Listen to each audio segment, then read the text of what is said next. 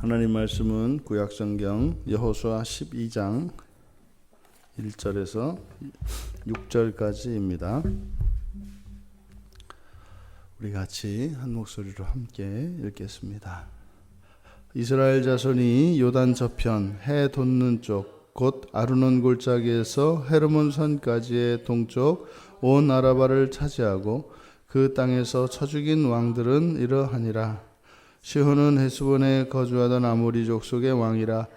그가 다스리던 땅은 아르논 골짜기가에 있는 아로엘에서부터 골짜기 가운데 성읍과 길르앗 절반 곧 암몬 자손의 경계 야복강까지이며 또 동방 아라바 긴네롯 바다까지이며 또 동방 아라바의 바다 곧 염해의 벳시못으로 통한 길까지와 남쪽으로 비스가 산 기스까지이며 옥은 르바의 남은 족속으로서 아스타롯과 에드레이에 거주하던 바산의 왕이라. 그가 다스리던 땅은 헤르몬 산과 살르가와 온 바산과 및 그술 사람과 마가 사람의 경계까지의 길르앗 절반이니 헤스본 왕 시온의 경계에 접한 곳이라. 여호와의 종 모세가 이스라엘 자손이 그들을 치고 여호와의 종 모세가 그 땅을 루벤 사람과 갓 사람과 므낫세 반지파에게 기업으로 주었더라. 아멘. 이제 여호수아가 자신의 사역을 마치고 자신의 사명을 다 마치고 이제 지난 시간들을 회고하고 있습니다. 지난 시간들을 쭉 정리하고 있는데 1절에서 6절까지는 요단강의 동편, 요단강 동편에 있는 이스라엘 자손들의 그 기업들에 대해서, 그리고 7절 이하에서는 이제 요단 서편의 이스라엘 자손들에게 그 기업들에 대해서 이야기를 하고 있습니다. 근데 지금 1절의 원문의 주어는 이 왕들은 이렇게 됩니다. 그러니까 주어가 이 왕들은, 그래서 지금 우리말 성경의 주어가 이스라엘 자손이 이렇게 되어 있습니다. 그래서 이 의미가 정확히 나타나지를 않는데 원문의 주어는 이 왕들입니다. 그래서 이 왕들은 요단 동편의 땅들을 차지하고 있었다, 이렇게 됩니다. 이 왕들은 요단 동편의 땅들을 차지하고 있었다. 그리고 나서 2절에서 4절까지가 그들이 차지했던 땅들에 대한 기록입니다. 그러니까 지금 여기서 아모리 왕 시혼 왕과 시혼과 바산 왕 옥에 대해서 이제 거론을 하는데, 이들이 가지고 있는 그 소유했던 땅이 어디인지를 쭉 밝힙니다. 지금 이들이 가졌던 땅을 소유했던 땅을 쭉 기록하고 있는 것은 마치 오늘날로 하자면 등기 문서 같은 겁니다. 이스라엘 자손들이 물리친 왕이들인데 그 왕들이 가지고 있던 땅들은 전리품으로 그게 속하게 되죠. 그래서 지금 요단강 동편에서 패권을 잡고 있던 그 왕들로서 바로 이들이 다스렸던 그 영토가 합법적으로 이스라엘 자손들의 영토인 것을 밝히는 겁니다. 그래서 왜 요단강 동편에 이제 므낫세 반지파와 르우벤 지파와 갓 지파가 요단강 동편에 차지하고 있는 이 땅에 대한 근거를 지금 밝히고 있는 겁니다. 바로 이들로부터 싸워서 빼앗은 땅이다. 그래서 그 땅의 소유권에 대해서 밝히고 있는 거죠. 그래서 지금 1절에서부터 그러니까 중요한 내용은 바로 그들이 물리친 왕인데, 이스라엘이 중요한 것이 아니라 사실은 물리쳤던 그 왕들, 왜요? 그들의 소유되었던 땅을 밝히기 위해서 이것을 기록하고 있기 때문에 그렇습니다. 그런데 아모리 왕 시온의 영토였었고, 또 요단강 동쪽에 있는 그 이스라엘 자손들의 땅, 요단강 동편의 땅에 남방 한계선, 남방 한계선이 아르논 골짜기입니다. 그리고 북방 한계선으로는 바산왕 옥이 지배했던 헤르몬산이 이스라엘의 북방 한계선이 됩니다. 그래서 요단강 동편에 있는 땅의 가장 남쪽과 북쪽을 다 기록합니다. 그것이 이제 이스라엘 땅의 영토를 지금 밝히고 있는 거죠. 그런데 이어서 이제 바로 이 왕들이 요단 동편에 차지했던 땅들, 그 땅들에 대해서 밝히고 난 뒤에, 근데 바로 이 왕들은 이스라엘 자손이 쳐 죽인 거죠. 그러니까 이제 이 두 문장을 합쳐서 우리말에 이제 이스라엘 자손이 이렇게 이제 기록된 겁니다. 쳐서 쳐 죽인 왕들은 이러하니라. 그러니까 이스라엘 자손들이 쳐 죽인 바로 이 왕들은 요단 동편의 땅들을 차지하고 있었다. 이렇게 되어 있는 문장이죠. 그러면 여기서 이 왕들이 소유했던 땅을 밝히고, 그 다음에 이제 이스라엘 자손이 그들을 쳐 죽였다. 이게 바로 이제 뭐예요? 오늘날로 말하자면 이제 일반 정상적인 그 거래를 밝히는 겁니다. 그래서 돈을 주고 샀던 것처럼 바로 그들의 땅, 그들을 쳐 죽였기 때문에 고대에서는 전쟁을 해서 이기면 승리한 사람이, 승리한 나라가 모든 것을 다 가지게 됩니다. 그래서 이 소유권이 바로 그들을 쳐 죽인 이스라엘 자손들에게 있다는 겁니다. 그러니까 예전에는 바산왕 옥과 아모리 왕 시온에게 있었던 그 땅이 이제는 이스라엘 자손에게 소유권이 넘겨졌다. 이것을 지금 1절에서부터 5절까지에 걸쳐서 밝히고 있는 겁니다. 그런데 6절에 가면 여호와의 종 모세와 이스라엘 자손이 그들을 치고 이렇게 됩니다. 그럼 1절에서는 이스라엘 자손이 쳤다 이렇게 되어 있는데 6절에 가면 여호와의 종 모세와 이스라엘 자손이 이렇게 얘기를 해요. 그럼 모세도 이스라엘 자손이지 않습니까? 이스라엘 자손인데 굳이 모세를 여호와의 종으로 기록하고 있는 것은 바로 이스라엘 자손의 이 승리가 여호와의 도우심으로 여호와와 함께 이룬 승리다라고 하는 것을 이야기합니다. 그러니까 여호와의 종이니까 모세는 모세가 이 싸움을 싸운 것이 아니라 여호와께서 싸우신 것이죠. 그런데 여호와께서 모세를 사용하셔서 이 전쟁에서 승리하게 해 주셨다는 겁니다. 그러니까 이들이 요단 동편의 땅을 차지했는데 바로 옥과 시온이 차지했던 그 땅을 이스라엘 자손이 지금 차지하게 되었는데 바로 그것은 이스라엘 자손이 여호와와 함께 쳤다는 거지 않습니까? 그러니까 이때 이스라엘 자손이 여호와와 함께 했다는 것은 바로 순종을 통해서 여호와의 승리에 참여한 이것이 이스라엘의 공이 되었다라는 것을 기억하고 있습니다.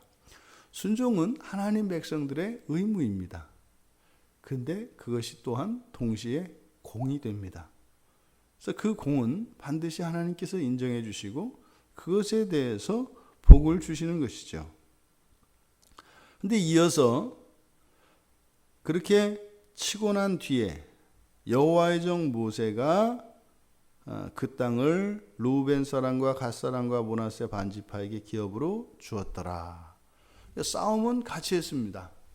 여호와의 종 모세와 이스라엘 자손이 싸웠습니다. 그들을 쳤습니다. 그리고 이겼습니다. 그런데 그 땅은 여호와께서 이스라엘 자손들에게 주십니다. 전쟁에 참여하는 것은 이스라엘 자손들의 영광입니다. 하나님의 승리에 참여하게 된 것이기 때문에 그렇죠. 하지만 그것을 나누어주는, 즉 그 분깃을 배분하는 그것은 여호와의 주권이라고 하는 사실을 밝히고 있습니다. 므낫세 반지파 그리고 갓지파와 르우벤 지파는 요단 동편의 기업을 차지합니다. 그런데 모두 함께 참여했죠. 그러니까 12지파 모두 이 싸움에 참여했고, 하지만 그 땅을 차지하는 것은 2지파 반 이들이 참여합니다. 사실 이 요단 동편에 있는 이 땅을 배분하는 그 내용이 민수기 32장에 잘 나와 있습니다. 민수기 32장 5절에 보면 르벤 지파와 갓 지파는 목축을 하도록 소와 양들이 많았습니다. 근데 그쪽 땅이 목축하기에 좋은 거예요. 초지가 있고 샘이 있고. 그래서 그들이 요구를 합니다. 이 땅을 우리에게 주십시오라고 이렇게 요구를 합니다. 그때 이제 모세가 그 땅을 그들에게 주는 것이죠.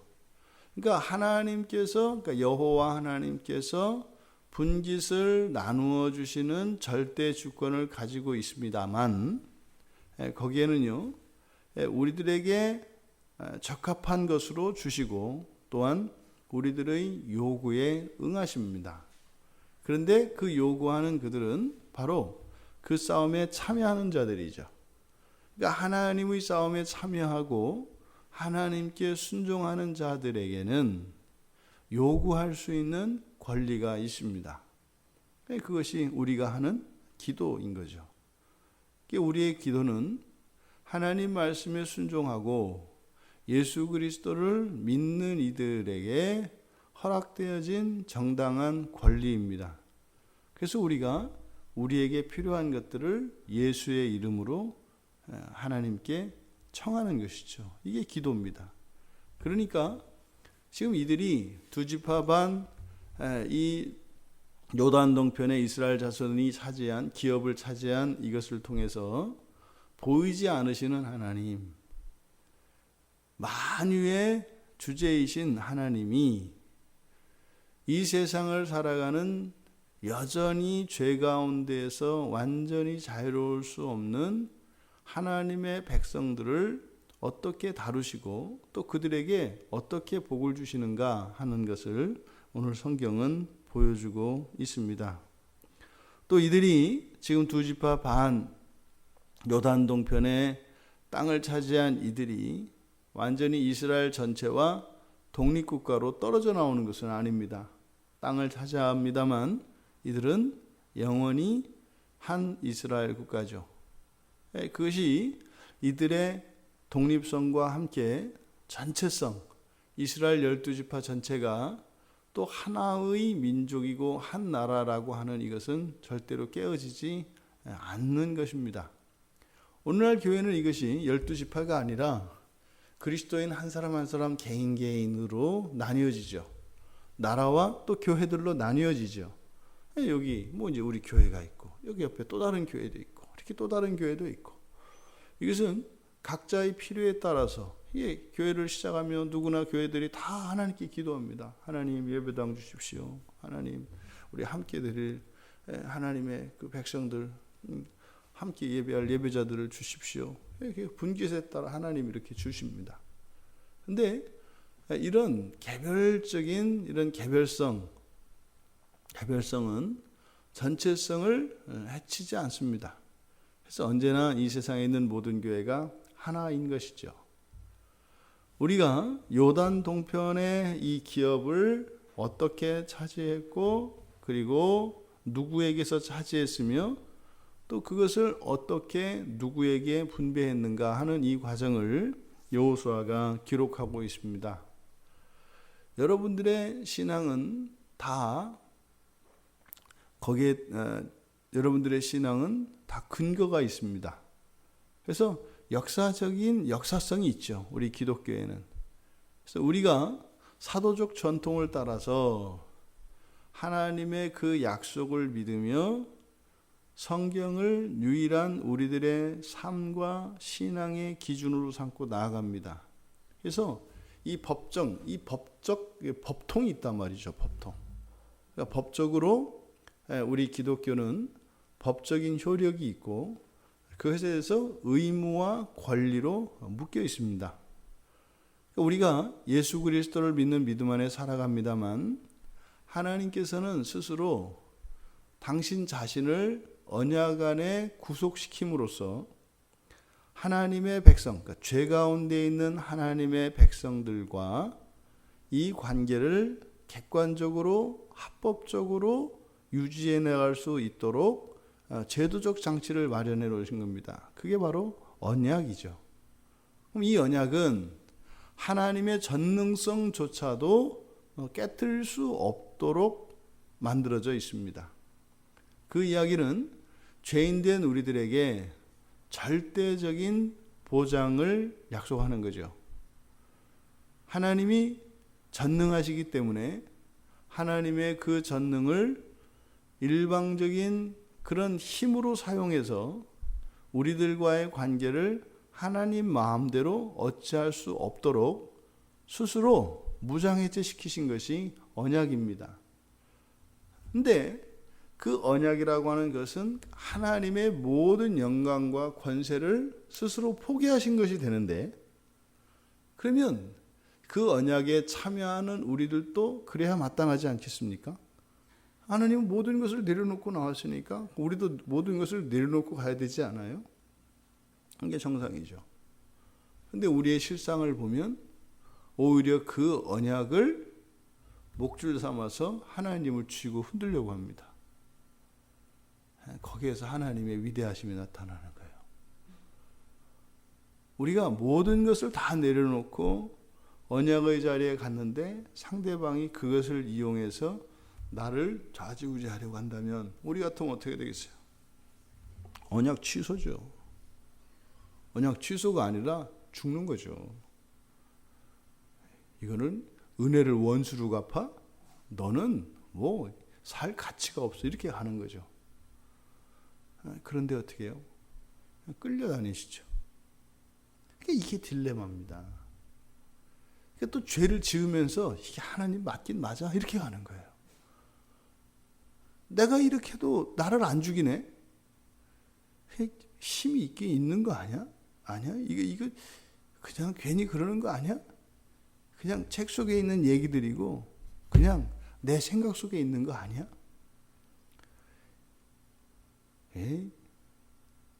우리가 죄 가운데 있다고 하는 이 사실이, 다시 말해서 이 죄라는 것이 얼마나 끔찍하고 잔인하고 비열하고 악랄한 것인가 하는 것을 우리가 알게 됩니다.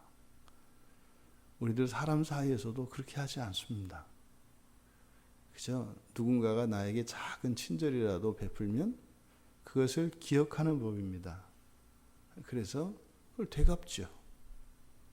근데 하나님은 하나님의 모든 영광과 그 권세를 다 내려놓으시고 우리들에게 당신의 무한한 생명을 주시고 그 권세와 권능도 주시고 모든 권위까지 우리에게 주셨는데, 은혜에 보답하기는 고사하고 우리는 그 하나님을 십자가에 못 박아 죽입니다. 시험하는 거죠. 진짜 우리를 사랑하는 게 맞는지 아닌지, 우리에게 가르친 그 사랑이 정말 맞는지. 죽고 나서야 그 사랑을 조금 깨닫습니다. 왜요? 그리고 났는데 우리에게 존재론적인 변화가 안 일어나는 거예요. 하나님이 십자가에 못 박혀 죽었는데 나에게 내가 뭐 달라진 게 없어요. 그러니까 아직도 그 사랑을 믿지 못하겠어요.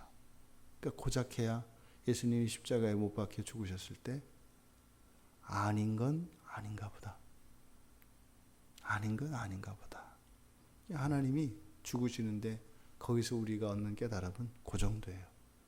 아닌 건 아닌가 보다.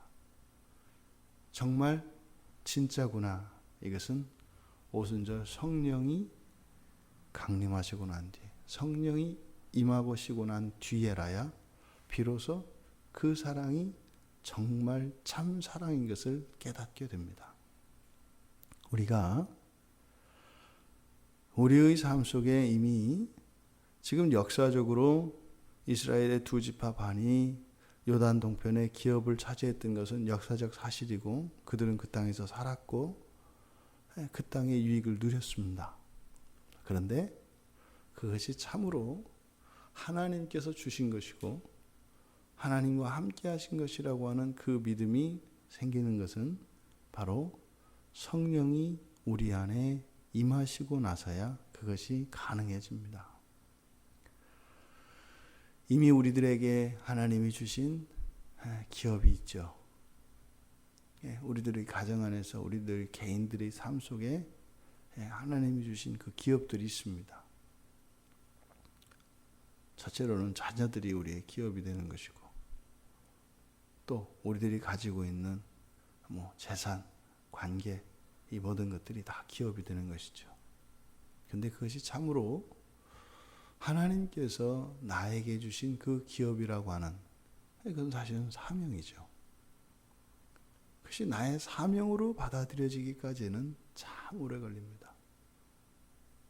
하나님이 나 대신 죽으셨다고 하는 그 십자가를 지나가야 하고 또 그 십자가를 지나서도 그것이 정말로 내가 살고 있는 이 환경과 모든 관계들이 하나님이 주신 기업이고 그것이 내 사명의 자리다라고 하는 것이 그렇게 깨달아지지 않습니다. 성령이 임하시고 나서야, 성령 충만의 은혜를 받고 나서야 성령을 통하여 그 하나님의 보장과 약속들이 또 하나님의 능력이 참으로 나의 힘이 되어진다고 하는 이 믿음을 성령께서 갖도록 해주시기 전에는 그것이 불가능합니다. 설득되지도 않고 설명되지도 않습니다. 오직 이것은 성령의 작용으로 그렇게 되어지는 것이죠. 여호수아는 지금 그것을 깨닫고 있습니다.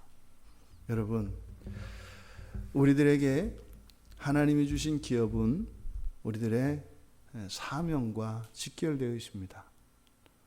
우리가 가정에서 먹고 사랑하고 살아가는 이 모든 것이 바로 우리들의 사명과 관계되어 있다는 것. 우리들이 오늘 하루 이런저런 사람들을 만나고 또 일을 하고 할 것입니다. 하지만 그것을 위해서 우리가 그 자리에 있는 것이 아니라 우리의 사명을 위하여 있다고 하는 이 사실. 요단강 동편의 두 지파 반에게 기업으로 주셨던 그 땅들, 그것은 사명과 관계되어 있습니다. 오늘 하루 우리가 그렇게 하나님이 주신 거룩한 사명을 깨닫고 그 일을 위하여 살아가는 거룩한 한 날이 되시기를 주님의 이름으로 축원합니다. 살아계신 하나님, 지난날 요단 동편의 땅을 어떻게 누구에게서 차지하였고 또한 그들이 차지한 그 땅이 하나님께서 주신 기업이었음을 기록하고 있습니다. 하나님, 저희들이 이 세상을 살아가는 동안 저희들의 오늘의 이 모습 이대로 저희들이 누리고 있는 이 모든 것들이 하나님께서 주신 것임을 늘 잊지 않고 생각나게 하여 주시고 이 세상에서 한날 한날을 살아가는 것이 아니라 영원한 하나님 나라의 그 사명을 위하여 살아가는 이 하루가 되게 하여 주시옵소서. 감사하며 예수님의 이름으로 기도하옵나이다.